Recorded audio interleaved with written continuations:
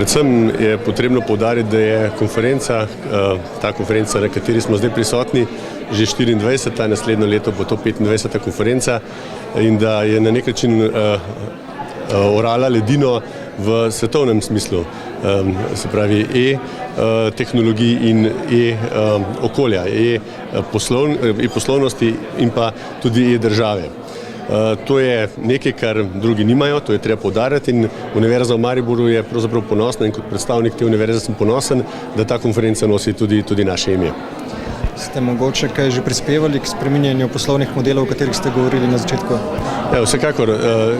Ena izmed stvari, ki smo jo zdaj z novim vodstvom univerze storili, je ta, da smo posebej postavili tudi področje informatike na univerzi in na ta način skušamo doseči dvoje. Skušamo doseči to, da bodo fakultete in univerza bolje poslovale, enostavneje, z manj birokracije, na drugi strani pa skušamo podati signal ostalim, se pravi gospodarstvu, ostalim univerzam in pa tudi, se pravi skupnosti, da je na tem področju mogoče storiti kaj dobrega.